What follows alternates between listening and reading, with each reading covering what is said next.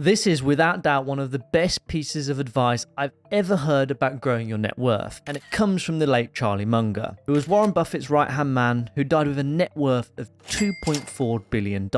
And he once said, the first $100,000 is a bitch, but you've got to do it. Find a way to get your hands on $100,000, and after that, you can ease off the gas a little bit. And it got me thinking, what is so magical about that first £100,000? It's a pretty cool milestone to achieve and one which I personally hit just last year, but why is it so important and how can you guys get there too as quickly as possible? Well, today I wanted to break down all of the details as to why having your first £100,000 invested will absolutely explode your net worth. And you won't believe this until I show you a little bit later on in the video, but also how that first £100,000 is about 27% of the way there to your first million. So we've got a lot to unpack, so let's begin.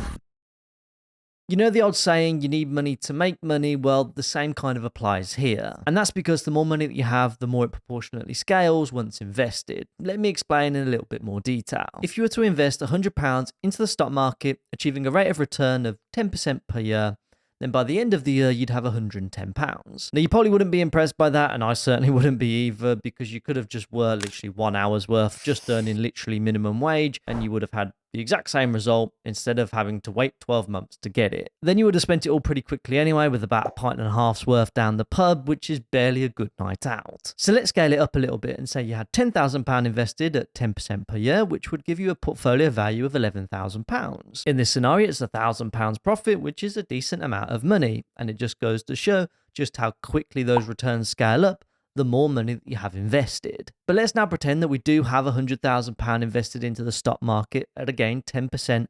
You would have, after 12 months, £110,000 in your investment portfolio. Can you see the big difference? £10,000 in profit is a pretty substantial amount of money if you ask me. It's the same investment, the same amount of risk taken, just a little bit more money invested to give you a far greater result. And this is simply why money makes money. The more of it that you have, the easier the game of money is to play. Look, I certainly didn't start with £100,000. I literally started with 400 quid invested into a stocks and shares ISA account back in late 2017. And look, you don't need loads of money either to start out with, because money is a little bit like watching a snowball roll down a hill. The more snow that it collects on the way down, the more momentum it builds and the faster the snowball goes. Let me give you a little bit of an example, but with money. But to begin with, for a little bit of context, let's say that we're going to invest in the S&P 500, which has historically provided rates of return over the past 30 years of 9.67%. Now, for those of you guys who don't know, the S&P 500 is literally just the top 500 companies in the United States of America, and has typically been a bit of the benchmark in terms of overall performance, at least over the past 20 years. So I do want to be a little bit conservative here with the numbers, and I'm going to account for a little bit of inflation along with investment fees too. And let's just say that we're able to achieve a rate of return of about 7% per year instead. In this instance, if we were able to invest £750 per month, which is roughly what I invest right now, which is about £9,000 or so a year, give or take, at a 7% rate of return, increasing those monthly contributions by 2% per year to account for a little bit of inflation, you could achieve a £100,000 investment portfolio after 7 years and 10 months. But this is where it now gets a little bit interesting, because to get to your next £100,000, it's only going to take you an additional 4 years and 9 months. It's a substantially smaller period of time to get to that next £100,000. For 300k, it's another 3 years and 5 months. 400k is 2 years and 9 months.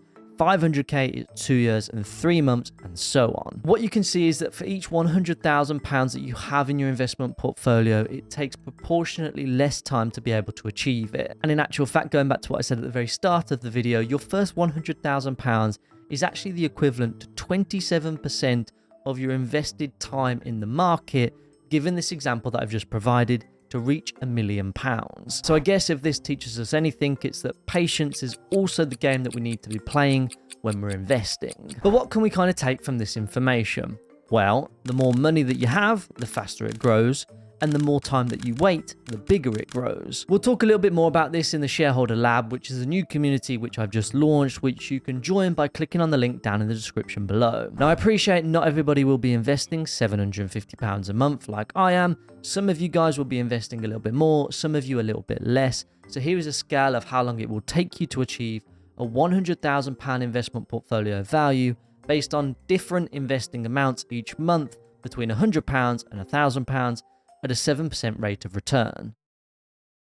All of which we've just spoken about is called compound interest, and it's a function of time, value, and returns. Albert Einstein once said that compound interest is the eighth wonder of the world. He who understands it, earns it, and he who doesn't, pays it. Now on this channel, we're all about earning it. So let's look under the hood in a little bit more detail as to how compound interest has actually worked for us over the previous example that I just gave, along with how much profit you will have made throughout that period of time too. Now what I'm about to show you guys will probably just explain why that first £100,000 is so difficult to achieve. Because using our £750 per month example, you will have had to have invested £76,274 of that first £100,000. That's the equivalent to 76.2% of the value of your investment portfolio, to have made roughly around £24,000 in unrealized profit. But as the numbers scale up, the compound effect really starts to take place. So at £500,000, you would have invested now around £231,687, but your profits, on the other hand, would be around £268,000. Notice how now that you've actually earned more in profit than you've actually invested into the portfolio itself. And that is a great position to be in. On my Trading 212 portfolio, the profit only makes up about a third of the invested principal, so I've certainly got a little bit more work to do on that specific portfolio. But with a £1 million investment portfolio, this is where the compound effect really starts to take place and the numbers just become quite mind-blowing. So of that £1 million, you will have personally invested £343,353, but your unrealized profit on that portfolio would be a whopping £656,000. Meaning to achieve that £1 million investment portfolio value, you technically only need to acquire, I say only, but only need to acquire and invest roughly a third of that value to get a £1 million investment portfolio at some point in the future. Now, all of this may feel a little bit overwhelming and like the numbers perhaps are too big to achieve. So now let me break it down in a way that feels a little bit more manageable so you can get to that amount the fastest way possible in 3 very easy steps. First principle is to go on the attack. The analogy that I'm going to give is something linked to something called hammer time, and it's a major factor in ensuring that you're doing all that you can to increase your income to achieve your portfolio goals. Some of you may already know where I'm going with this, but for those of you who don't, I don't mean this hammer time. Stop! Hammer time! Instead, I mean this hammer time. Lewis says hammer time. It's where the engine mode goes up and Lewis Hamilton gives it everything that he's got to give him the best chance of winning the race. And this analogy applies to everybody who doesn't currently feel like they're on track to achieving that first £100,000. There are certain things that you could be doing by giving it your all in order to get yourself in a better financial position. Some of those things may be starting a side hustle, perhaps doing some more qualifications, or perhaps even switching jobs in order to get a bigger pay rise. After all, when we break down that £343,000 that we need to have invested into our portfolios to achieve a £1 million investment portfolio, that only works out to be about £11,800 per year. And some of you will already have a portion of that ready to go and are probably already investing into your investment portfolios. And I definitely believe that all of you can find the rest of that money if you apply the principle of hammer time to your own life. The second principle is to defend harder. Especially in the early stages, you need to be able to protect your income to the best of your ability. A little bit like Max Verstappen will defend a race lead, with the overall goal here being to grow the disparity between your income and your expenses. And of course that means in the direction of your income being proportionately bigger, and definitely not the other way around. If you can do this by cancelling some old subscriptions, perhaps taking a packed lunch to work, or even just renewing your utility and insurance providers every year, you may find a little bit more of that £11,800 that you need that will inevitably get you to not just a £100,000 portfolio, but a £1 million portfolio. Just remember what Charlie Munger said. Once you've got that first £100,000, you can quite literally, based on this analogy, take your foot off the gas a little bit. Perhaps like Max Verstappen should do every once in a while. Third principle is to get there the fastest. The way to win a Formula 1 race is to be the fastest guy on the circuit and to avoid penalties at all costs. Now, we've discussed how you can win the portfolio race with a good mix of attack and a solid defense too. But we certainly haven't discussed it in the sense of how you can do it in a way where you're avoiding penalties, in a way that's absolutely legal. The UK government right now charge capital gains tax between 10 and 28% depending on the asset and the income tax bracket that you sit in on anything above the capital gains allowance that you currently have. And I'll leave a link to the government article on this down in the description below. But what's more concerning is that the current UK Chancellor may actually increase capital gains tax rates, which makes the next bit that I'm going to explain to you even more important to understand. Because I don't know about you guys, but I don't want to lose upwards of 20% of the money that I've already worked hard for and paid tax on already just from investing it in the wrong places. So when investing, you have a number of different account options, but there are two which are my personal preference in terms of what's most tax efficient. The first one being a stocks and shares ISA. As at this current tax year, you can invest £20,000 per year into a stocks and shares ISA account with a company like Trading 212, which is the broker that I personally use, and also you can get one free share valued up to £100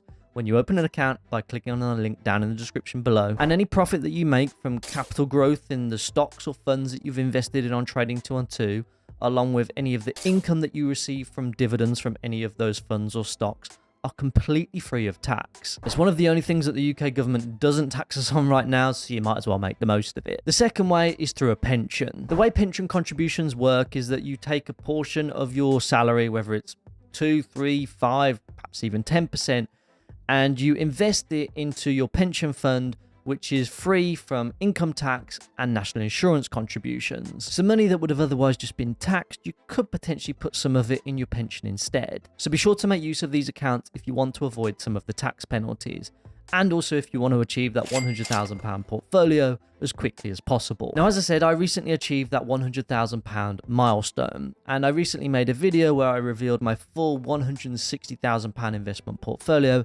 So if you want to check out what's exactly in that, then be sure to click on this video next.